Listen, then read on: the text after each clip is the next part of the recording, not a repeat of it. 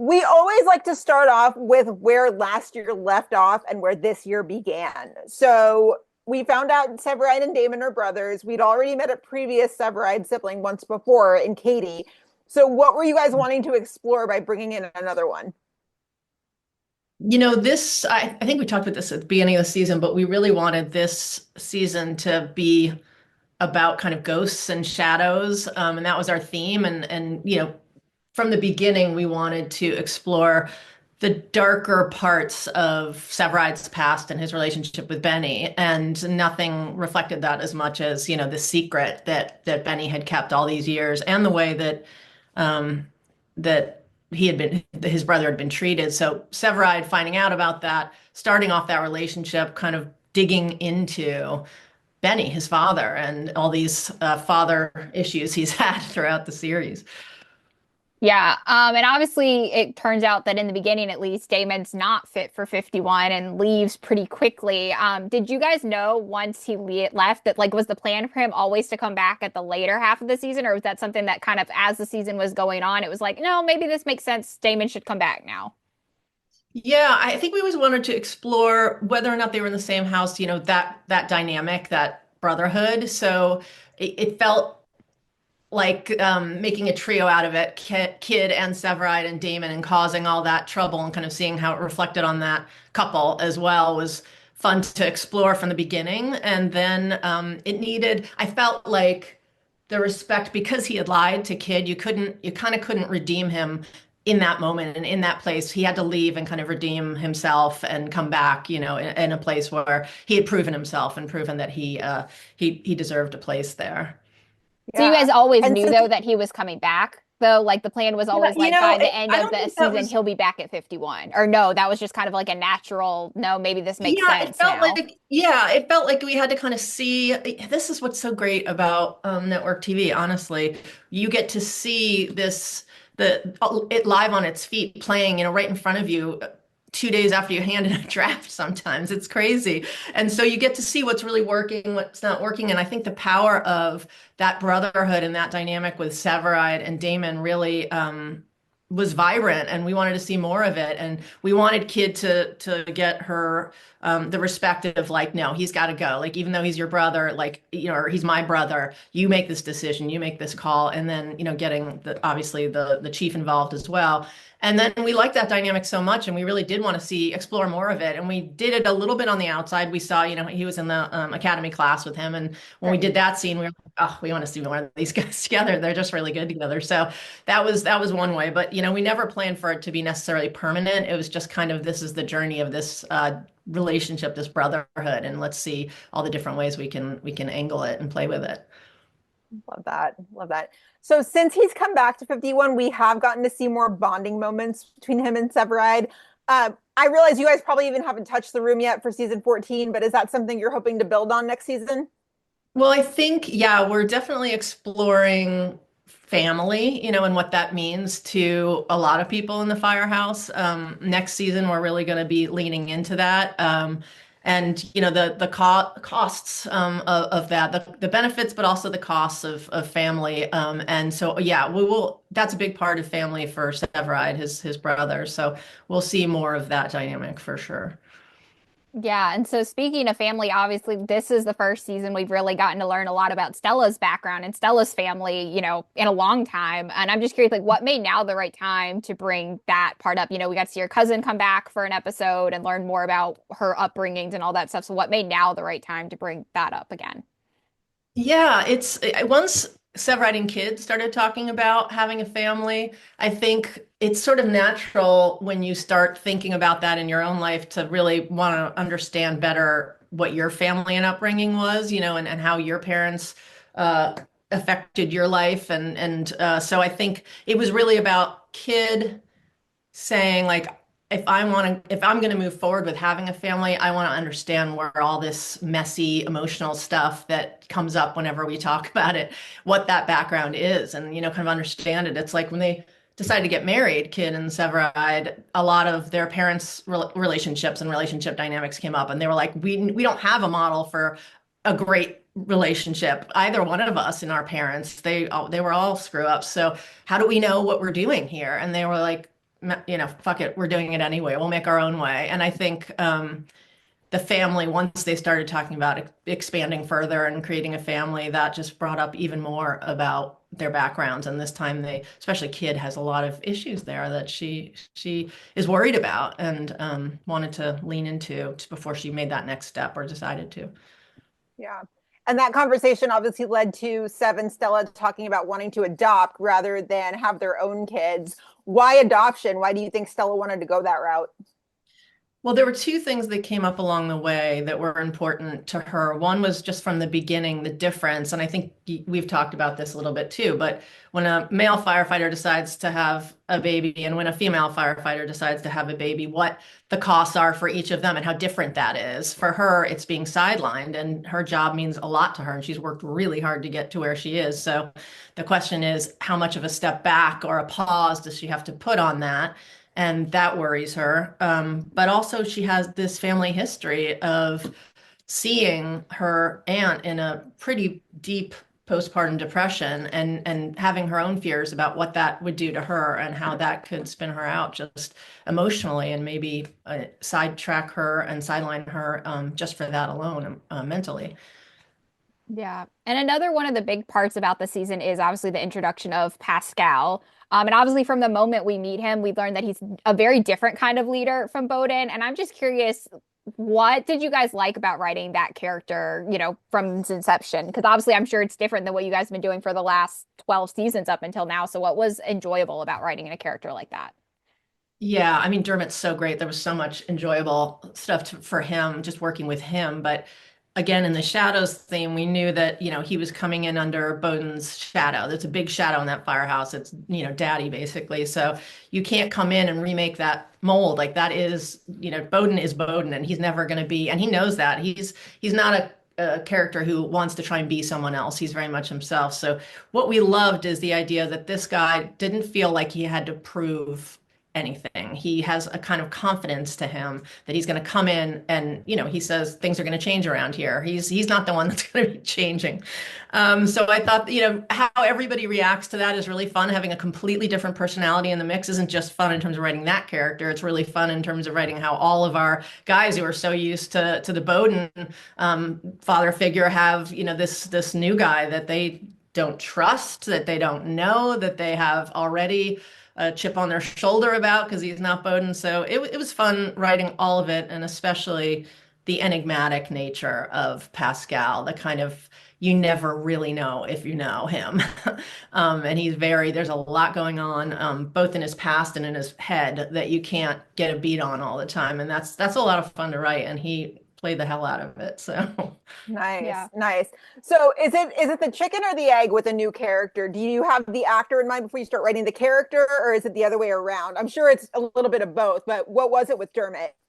it was a little bit of both. We had some ideas at the beginning, and then there was a moment when we were talking because it's such a huge ask to replace Eamon, who I mean, not only beloved by the audience, but the entire cast and crew. And it's like we couldn't, like, who the hell are we going to be able to bring in? And it was Dick who suggested Dermot.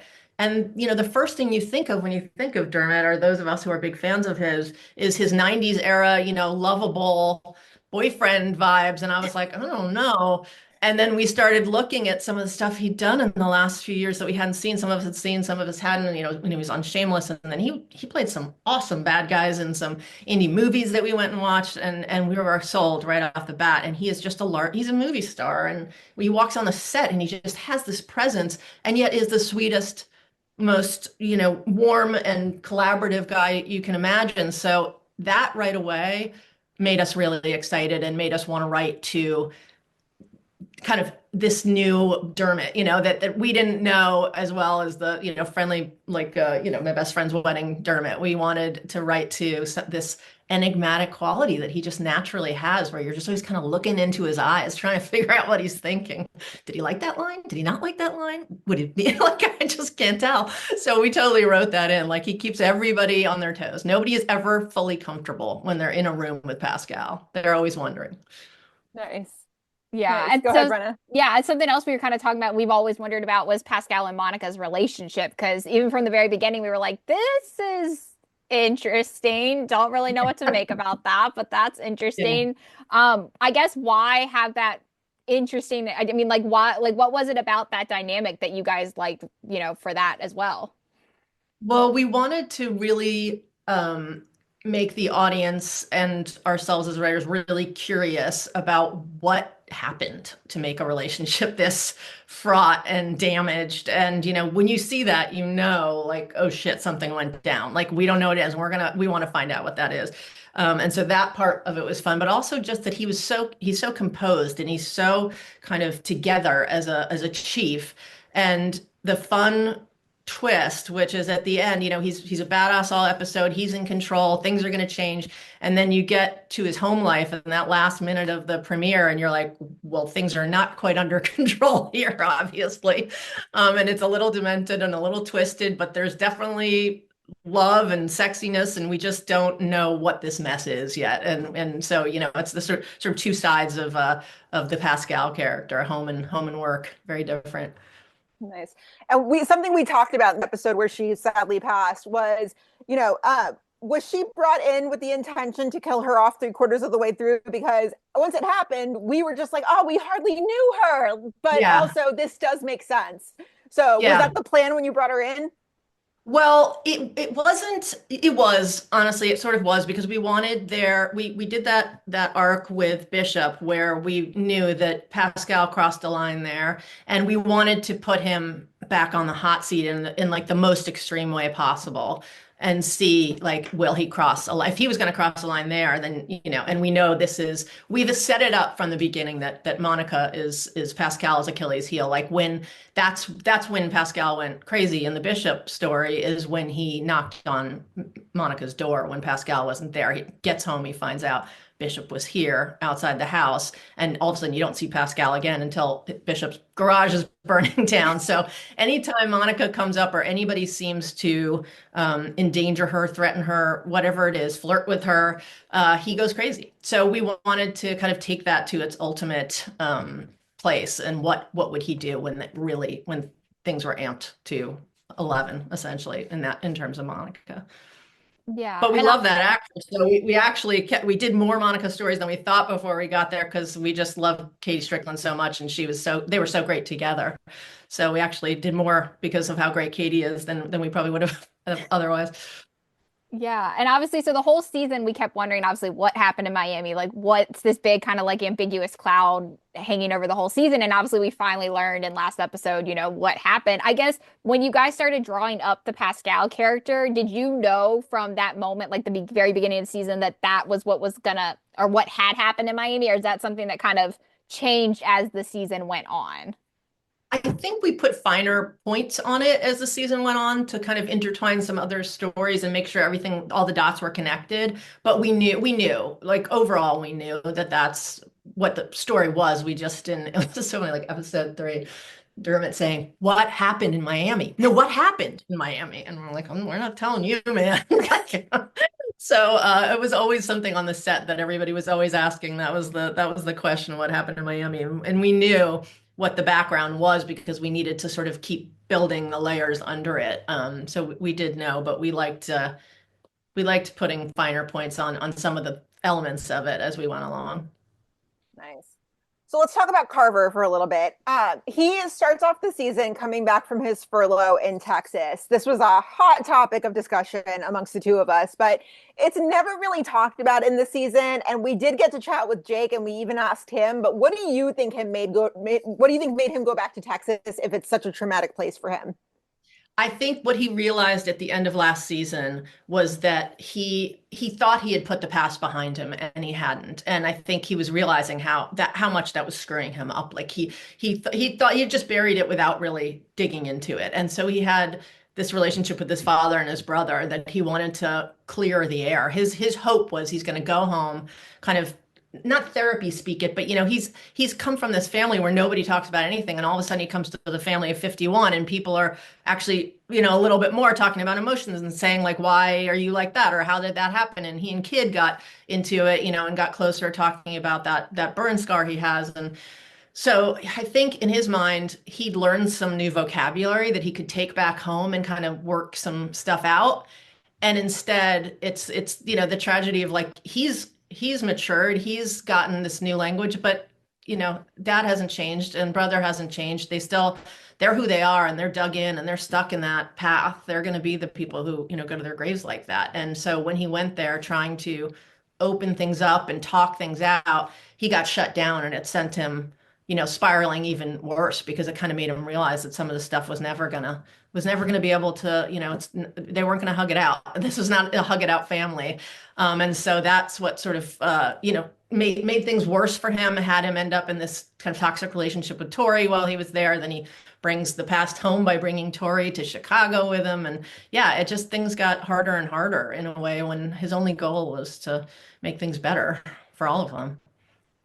Yeah. Yeah. Hearing you say it that way, that was actually pretty courageous of him to just kind of say, really brave, going really home. brave to confront that parent that has, been this kind of almost monster figure, the father and brother in his life, to kind of like fight that monster and in a humane way where he's going to try and forgive them, but they're not open to it. So, he hit a wall there, and I think that wall was brutal for him, brutal, and sent him on the path that this season, that he was on this season. Yeah, and I feel like that puts his relationship with Tori in a whole different perspective on why he ended up back in that cycle too of, partying, drinking, all that stuff, because, it was in some ways easing the hurt that he felt when he obviously, I guess, got rejected by his family again. Yeah. Yeah, it's that groove, that comfortable groove. And when he was, when all that shit went down in high school for him and everything was horrible, Tori was his escape. So he goes back down. They were each other's escape from these terrible, they each had these, kind of horrible home lives, and they found each other and just partied and escaped it that way. And so when he's down there in Texas and things revert back instead of improving like he thought, and he hits that brutal wall, yeah, she's his comfort zone. She's his medicine in a way, like she was in high school. But of course that can't last. So Yeah. And I guess it's obviously, I'm curious, do you think, obviously, like we said, their relationship with Tori filled with a lot of partying, drinking, whatever, but do you think it was him getting out of that relationship and breakup? Is that what made him realize, like, oh no, I have an actual problem with alcohol and all that stuff? Is that what made him realize it was like getting out of that relationship with Tori? yeah, I think he realized, I mean, it was the really defining moment was when he fucked up at work and he slept through the bells, and Kid Right. was like, get out of here. Because I think he had a decision to make there, which was, is he going to stay with Tori where things are, which is comfortable and feels like home in a salve in some way, but at the end of the day, that would be separate him from the family at 51. And so he had to kind of make that choice. It wasn't going to be this new path that he had gotten on and then got waylaid from with 51, this new family, or Tori. And then once they broke up, I think he thought, oh, well, now I'll just stop drinking, like now she's not around to be codependent with me, so I'll just stop. But it wasn't that easy. Mm-hmm. We had a lot of fun digging around in Carver's head this season, if you couldn't tell. Yeah. Who wouldn't? He's the best. Carver's, and Jake played that character so beautifully, and I think so many people could relate to it. He had a lot of, I'm sure he's talked about this, but a lot of audience and crew and cast reach out and say, I've been there, and you're telling a story that, really matters to me. And we just wanted to do right by it and not make it too easy, if you know what I mean. Make it something that felt as difficult and painful as that journey can be. Yeah, absolutely. So a lot of fans have expressed frustration that Violet and Carver still have not gotten back together. And now, of course, the argument is that, they're not doing it until it's too late because, as we know, Jake is leaving at the end of the season. So I lost my place. Give me a second. There we go. That's a good question, though. Why didn't we get to see them get together earlier in the season?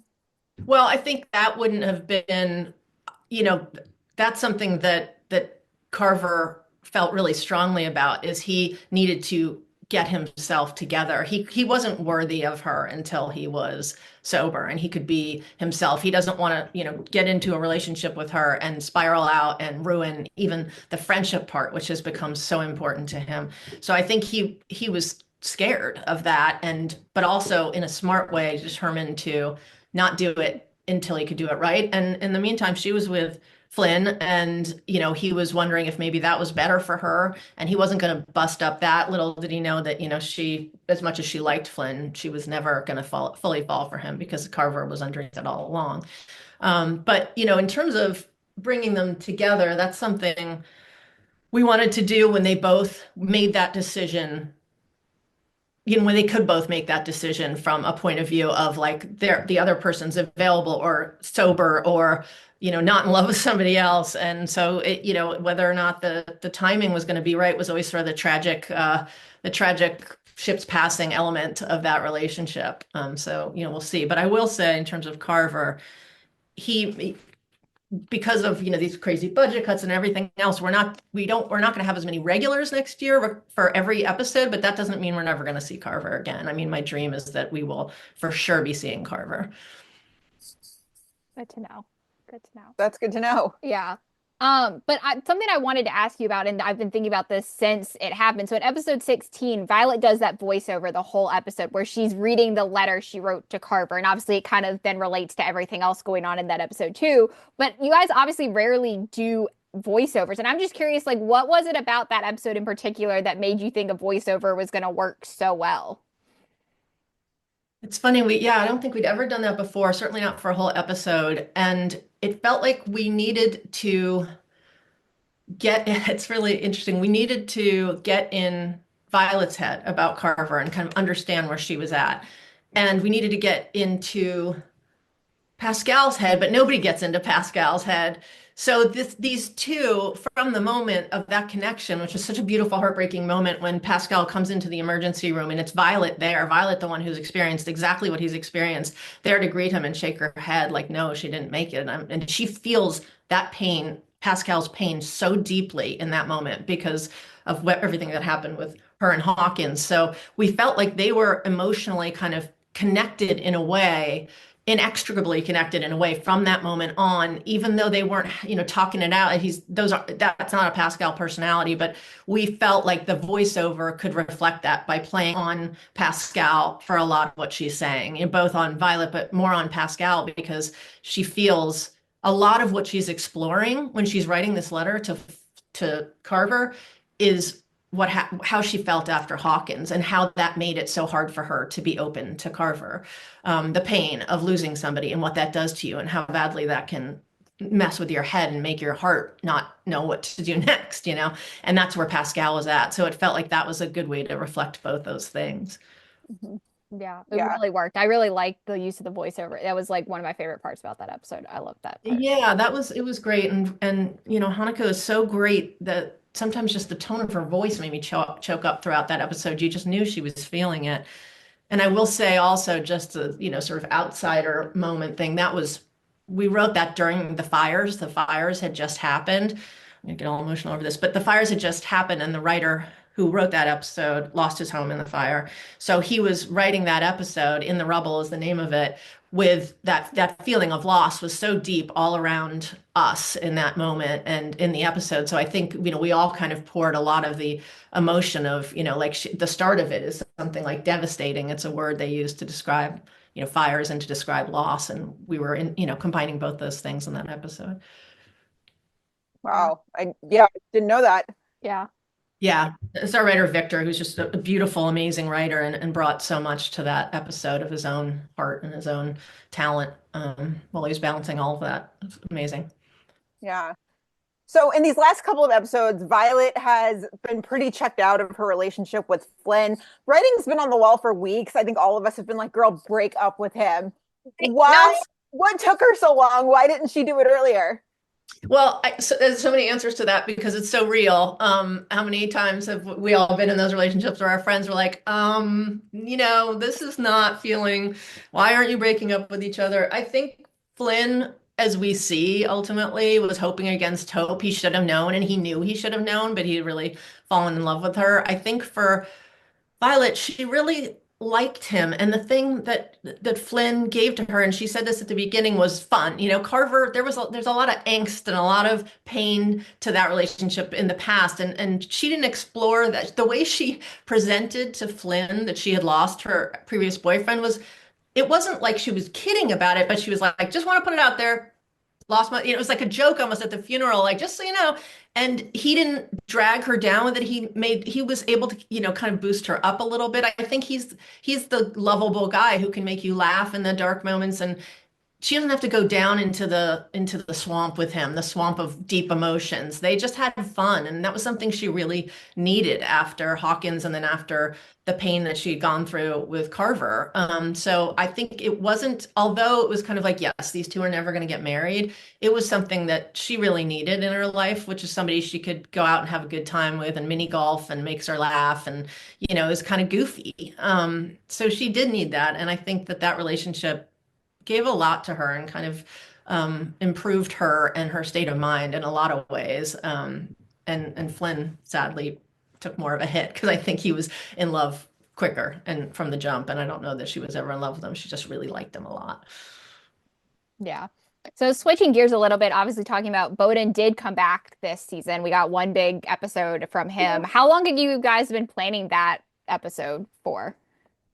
Well, we initially were intending to have him back for the crossover, and hoping to have him back in the crossover. But then ultimately, once we saw Pascal really doing his thing, we were like, this could be the moment that we see Pascal in that way, that kind of he can manage something this big and this, all the episodes, all the characters, all the shows together coming to the head in this awesome crossover where he was the boss and we got to see him be the boss. And if Bowden showed up to that, it would put Pascal, kind of in a lower position, and we wouldn't get to see him shine in the way that he did. So then our amazing writer Alec Wells had this pitch pretty early on for postmortem of this mystery, just starting it with knowing that somebody had gone down, one of our guys had gone down, and trying to figure out what the hell happened. It's like a real thing that he had read about, which is, what happens if there's a very bad fire and there's an injured firefighter. They all get together to figure it out, like board it out, do whatever you can. And we did a little bit of that in the premiere, the first episode ever of Fire.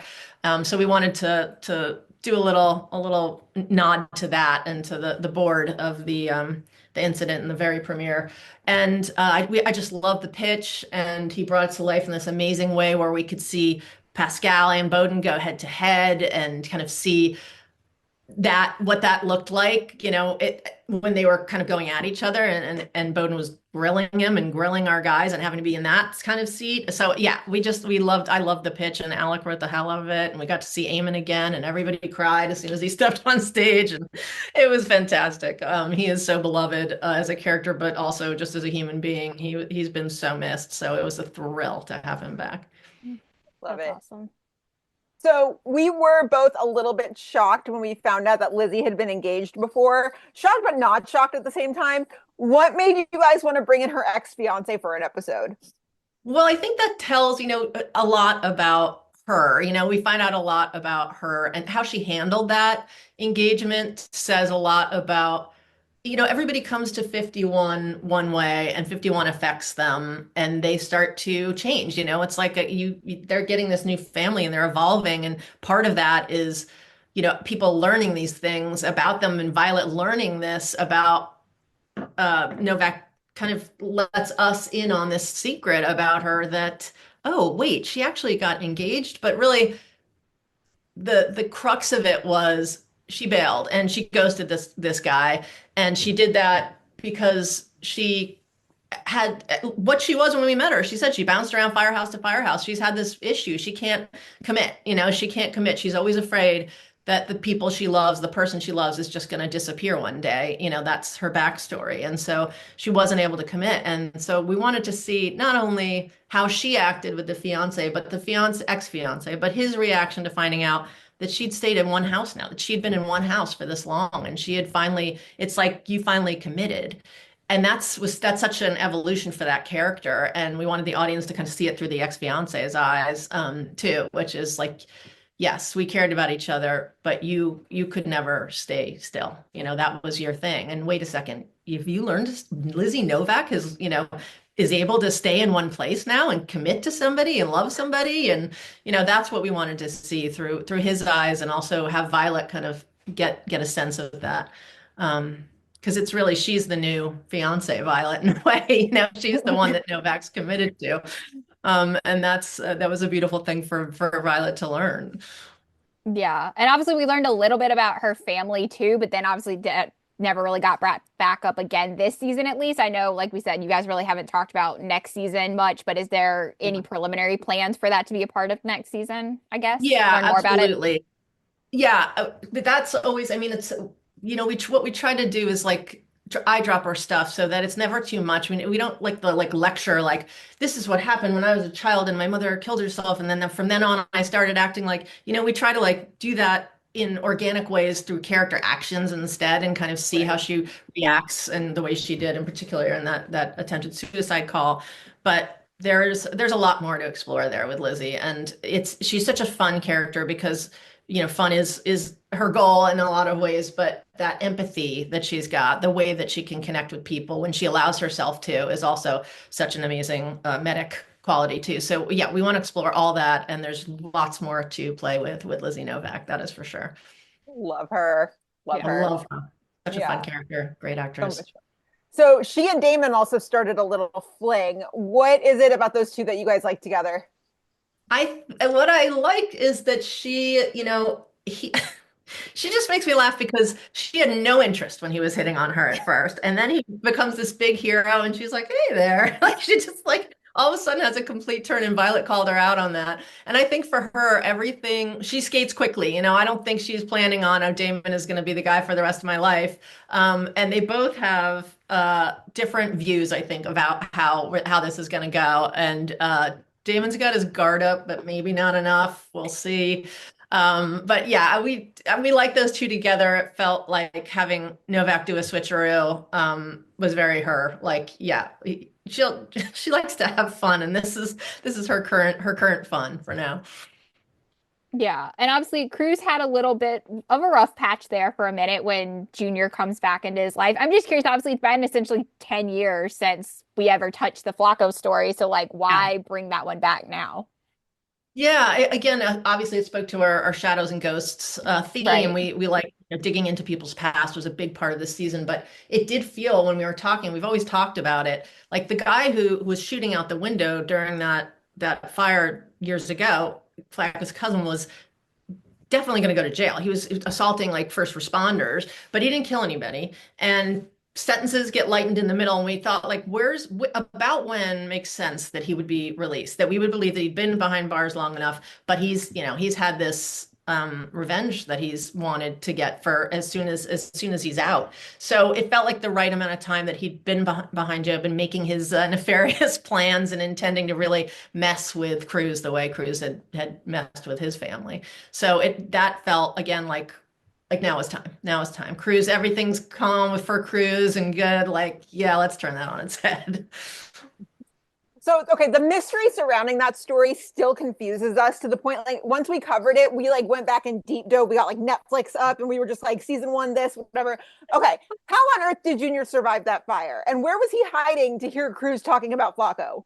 So he was on his way out. I mean, we actually see the person shooting out the window, and we know that they're there. And what we've always said, and it's funny because we have this wonderful, I mean, we've talked about him so much, but consultant and co-producer, co-executive producer now, maybe Steve Chikarotis, who was a former deputy commissioner of the fire department. And he was adamant when in that first season that it be possible that Flacco could have gotten out if he'd moved quicker, if he'd reacted, like if he jumped up, if he hadn't been injured. He wanted to make sure that even though Cruz closed the door, that there would have been a way that Flacco could have gotten out, and that basically Cruz couldn't have saved him if he'd done anything differently. He was preserving the like that Cruz wasn't. He was first season of the show, he's like, no bad guy firefighters, Since then, we've expanded a little bit. But in the moment, he wanted to make sure that whatever Cruz did was not the thing ultimately that killed. So there was just enough that Flacco could have gotten out, and Cruz was not the reason. And so what we always loved about that was there's this little room for there to have been somebody just long enough to know that happened, to see it and bail. So, and then to hear all the chatter on the street of exactly what had gone down, because there were lots of theories amongst all the gang members, obviously, too. So he was there long enough, and timing wise, we had gone over this so much season one that we had it all down of like how he could have seen it and gotten the hell out of there without burning up, essentially, and gotten arrested, which I think we did see in that episode. I think we saw somebody getting arrested who had been shooting out the window. I'm pretty sure that was in the background. But we knew that we had always said that person who was shooting at the cops went to jail. So, Flacco didn't make it out of there. Cruz blamed himself. And yeah, that all spiraled from there, snowballed, I should say. The rest is history. The Yeah. rest is history. But it was like by threads. And it was just so funny because it was such a Chikorotis thing where he was like, can't have him killing the guy. And his so we're like, he kind of has to. And he's like, he can't. So it went back and forth. So we created that little bit of breathing room where it was possible that, yeah, exactly what we then wrote, which is that if Cruz had gone back in, he would have been dead, basically, too, trying to get him out. Yeah. And so the other thing that's been a big part of this season, obviously, is, and with Herman and Mouch specifically, is them moving up in their careers. And I'm just curious, like, obviously it makes sense, like now kind of they're towards the end of their careers. So I'm just curious, like, why explore that now when they could, I guess theoretically just keep riding out as firefighters. Herman was already a lieutenant and just be happy for the rest of their career. So like, why now have them explore moving up in their careers? Well, there were two things. One catalyst for that was Call Me McColland, the episode where Mouch got injured at the end of the season, almost died, and came back kind of rejuvenated and like Right. feeling born again as a firefighter. And he started kind of kicking ass. He tried to change his name, but Bowden wouldn't let him. Started to have him, go back to calling him McColland, his actual last name. But Bowden was like, no, Mouch is the guy who's made these saves. And I think that like near-death experience really he had been a guy who was planning on kind of just going along and getting along until the end there and collecting. But that experience really changed him. And that season, he became a different firefighter, and we wanted to keep going in that direction with him. And he and Herman are best friends. And I think they just had this realization, like, let's not go down quietly. And for Mouch to move up, Herman has to. There's no other way because you can only have as many, lieutenants as there are rigs in the firehouse. So as soon as Bowden said that to Herman, this could be you, that was the opportunity. Like, you could be in my seat. That was the opportunity for Herman to move into that seat and Mouch to become a lieutenant, which was something that he now really wanted. He hadn't wanted it until what happened and when he got shot, but then he really wanted it. And for that to happen for his best friend, Herman had to make the decision to move up into Bowden's position, which he was a little bit on the fence about. But once Bowden said it, he was like, okay, if Bowden wants that, then I want to do that. And that's been his struggle this year is like, who wants it? Do I want it? Does Mouch want it? Did Bowden want it? Who really wants this? Yeah. And I mean, that tees up the next question perfectly, because we've seen throughout the season, Herman's been kind of sprinkling crumbs here and there that, he's got some doubt about it. Do you think he wants to be chief? I think that he wants what he wants most of all. I don't think he even knows the answer to that, to be honest, because I think what's become so much more important to him because of the person he is, the big heart that Herman has, that we all love so much. He wants what Mouch wants for him, and he wants what Bowden wants for him. But what was interesting is at the end of that postmortem episode, when Eamon was there, when Chief Bowden was there, Chief said, if that's what you still want, then I want that for you, essentially. And that kind of let him off the hook in terms of Bowden. Like, he no longer, I think, feels like he has to do it for Bowden. Now it's like, I'm doing this for Mouchie, and I'm doing this for my best friend. And so I think if you asked him, what do you really want? He wouldn't even have an answer to that at the moment. I think he's got some confidence questions. He's always had a little bit of that. Like, am I worthy of this? He said it right to Bowden's face when Bowden asked him about it initially. So he does have confidence questions. The real question, and it's the question, that we have to answer this season is, does he want it? Does he want it? That's what he has to figure out. Oh, so you think it's more a question of not like, can I do it? It's, am I good enough for it? I think it's, do I want it? Do I want it right now? And how yeah, it's both. Do I want it there's also a part of, can I do it is part of, do I want it? Like, do I want to, is that the kind of firefighter I want to be? Can I be that kind of firefighter? The desk guy, the boss that Eamon and or Bowden and Pascal have been. So that's, yeah, there are a lot of questions to answer in that finale. And yeah, that's what everybody has to tune in and find out. Yeah. And I feel like we've asked some version of this most years, but obviously this year we got to see Kylie back every now and then to fill in on Engine. She worked with Herman quite a bit. Any chance that there's a chance she may come back to 51 in a more Oh yeah, permanent yeah. role kind of thing, or just like she'll be Well, back to fill in? there's no decision about permanence, but I think that what we love about this show being on for as many seasons as it has is we can bring characters in and see them as they evolve as firefighters. For her, she's really come such a long way, and it's so fun to see her and see her rising up and getting better and better at firefighting. And you know, Kid will always be like a mentor to her. And so it's there's again in the theme of shadows coming out from under. She felt she had to kind of grow out from under Kid's shadow because she had become known as was like little kid or something. That was like mini kid. I think that's what they were calling her. So she has to evolve and become stronger as a firefighter out of that shadow. But then whether she comes back to the house is definitely an open question because that's really up to her in a way as a character. Is she ready for that? Yeah. And it's already been announced, as we know, that Jake and Daniel will be leaving at the end of season 13. We have talked about Jake a little bit. We haven't really talked about Daniel, but what are you going to miss about writing for those characters?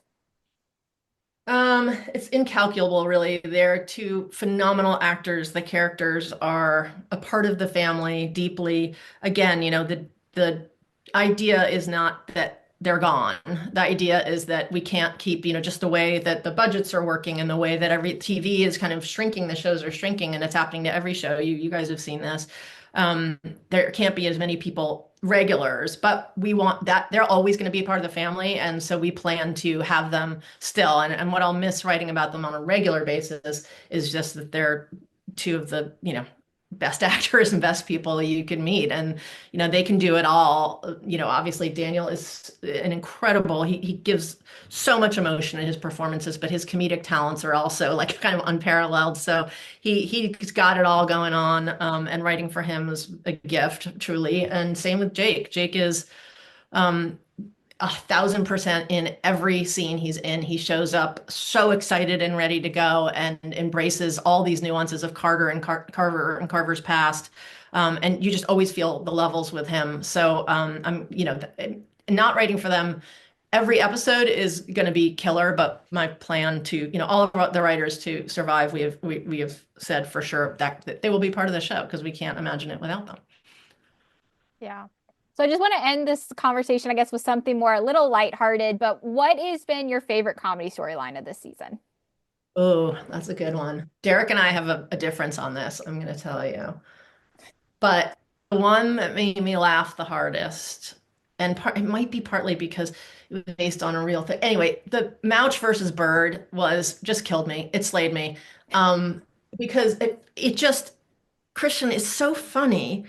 And the way and they had real birds and they were just throwing birds at him on the set and he's ducking out of the way and, trying to remain calm. And then we had the puppet bird and it just like, it was such madness filming it and his genuine concern and then Tony's bizarre knowledge of birds that combined killed me. Yeah, I mean that one, and all started with our writer Alec having a bird outside his house in Toluca Lake in real life that when he would try to walk to work would attack him, and he had videos of it, and it was always him saying why as the bird was coming at him. So we had Mouch say why at some point, and yeah, that one was a favorite for me. I mean, there've been so many. I loved the Ritter and Novak with Pascal dynamic too, because it was so silly and they're so good together. So that one brought me joy. And honestly, on a more subtle level, that episode we were talking about in the rubble, the cruise thing of not knowing what to do, to like misstepping and saying all the wrong things when somebody, because his wife had died and being like, good morning. Why would I say good morning? It was small, but it was so relatable, like that you just want to say the right thing and do the right thing. And he's trying the whole time and just messing up left and right. I love the subtlety of that one. It wasn't, as big as some of our comedics, but those are some of my favorites. What you guys have to tell me what your favorites were now that you've asked, My because first one was Mouch and the Bird, only because I think that storyline, like Christian, like you said, is so funny. I think if it's a different person, it's still probably funny, but it's not as but funny not because yeah, Christian, it just like makes every comedic storyline to everything. me. I So agree. I feel I agree. like that one, just because it was Mouch, I think because Christian killed it, I think that one to me is Yeah. like the most funny. Yeah. That one made me cry laughing in the dailies, literally weeping laughing. Yeah, it's one of those things Ooh, where I'm like, dang, I wish we still had like DVDs and like you get the like behind the scenes features because I feel like that one Yes, probably would have I been really, we got very to, I funny. want to try and find something to put together of that because there was one cut where they hadn't done some effect. So there were two birds in the cut, two birds staring at Mouch, and it was like the bird POV, and then up at and it was two birds all of a sudden. So it felt like The Shining with the two twins in the hallway. And it's just, all of it was amazing. So yeah, well, maybe we'll try and put a mini feature together about the making of Mouch versus Bird. Gina, that what would was be your favorite? so good. I'm Mouch and the Bird was really good. I think the cruise one was so sweet just because it's so cruise. Yes. Um, and I completely agree. It's totally relatable when a friend's going through something and you're just kind of like, Yeah. I need to be there for them, but I can't form words What do I right now. say? And Yeah, yeah. Like, Yeah. yeah, there's only so many, like, I'm sorry, I'm so sorry. And then, you just want to talk about something else. And you're like, oh, should I have said that? Yeah. Yeah, but then it So ends, and I think one of my favorite scenes of the whole season, which is when they obviously all show up at the funeral home and they're like, funerals are only oh supposed to be yeah, family, and then it's like, no, we are family, whatever. I don't remember the yeah, exact line, I but just got yeah, chills. Yeah, I got yeah, chills because Christian, the way he said that, when he's like, this is family only, and Christian says, that's why we're here, Chief, yeah. was like the way, I mean, again, Christian, we're talking about how incredible he is with the comedy. And then this is the moment, that was probably like the moment that gave me the most goosebumps this season was that line reading of his. And the way Pascal reacted during it was so great in that episode. Yeah. that was Yeah. great.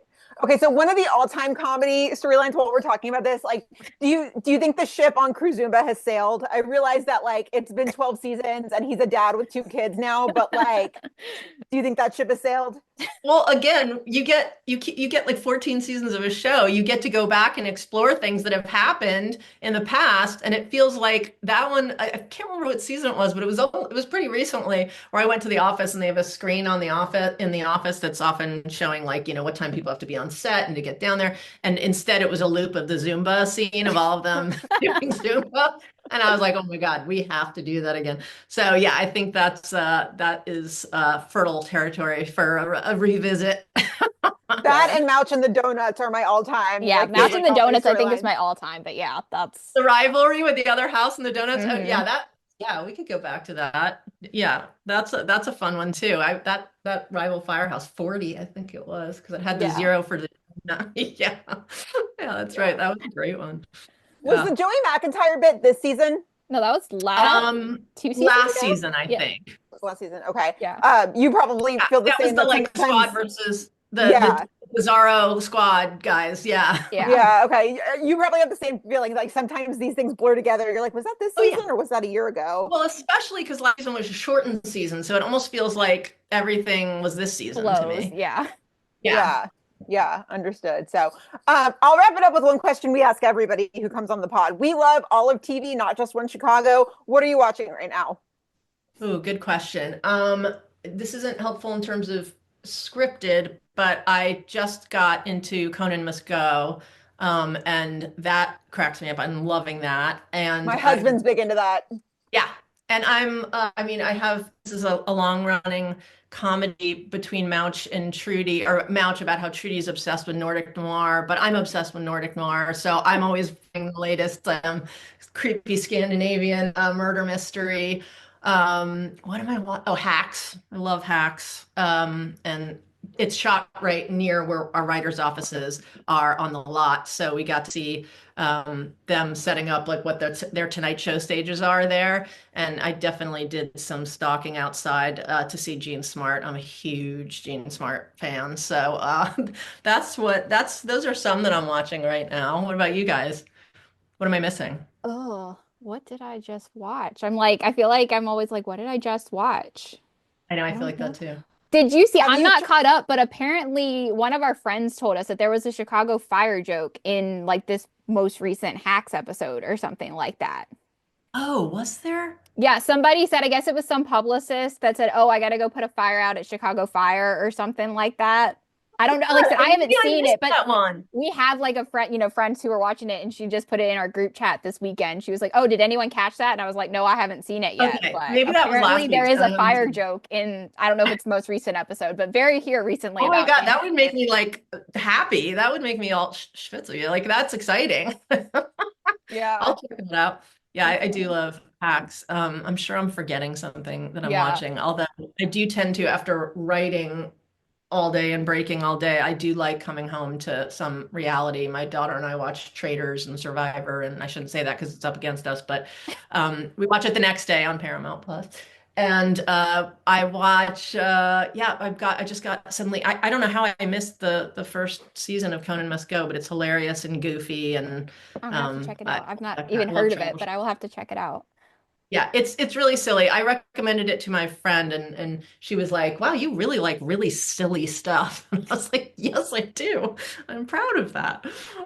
That's funny. If you like Nordic noir, have you tried any of the other foreign dramas on Netflix? Like which ones? Like they're the ones that we specifically love are the ones out of Spain. Okay. I don't know that I've watched any out of Spain. Highly Which one? recommend La Casa de Papel, Money Heist. Okay. That one was our fave. Fantastic. Okay. That one was our Okay. favorite. I Yeah. like the one I want backwards because I hadn't seen a lot, but I watched in the past, but I think they're on Netflix, Trapped and Entrapped, which are both like take place in Iceland. And they have that fantastic actor whose name I is like Olaf Olafsson. I made some comment. I did this for Trudy was obsessed with a Sigurdsson. It was something like that at one Yeah. point, but it's the guy he was also on Severance, a show that I watched and love. But he played I don't want to spoil anything, but in the finale of Severance, which everybody's seen finale of Severance, right? We're past that. What season? Because I'm not caught up in season Season two. two? Okay, I'm not going to give anything away. He's Sorry. like the big uh Nordic looking guy who is always sitting in the boardroom and has a beard and he's at the office, but he's not downstairs. He's like in the boardroom all the time with Hetty. All right, Love it. I'm not going to say more because I'll give something away by mistake. I came across Entrapped yesterday while outlining and like the like prepping for this and like got into the Nordic noir part and I was like, let me just like see if I can find something. And I came across it on Netflix. So Yeah, it noted. starts with Trapped, and Trapped's the next one, and then there's one called Katla, which is phenomenal. That's the same, I think, creative team. Those are all great. We'll have to add it to Cool. our If it's summer Andrea approved, list. yeah, I'm just Yeah. gonna check that. Check them out for Interesting sure. journey.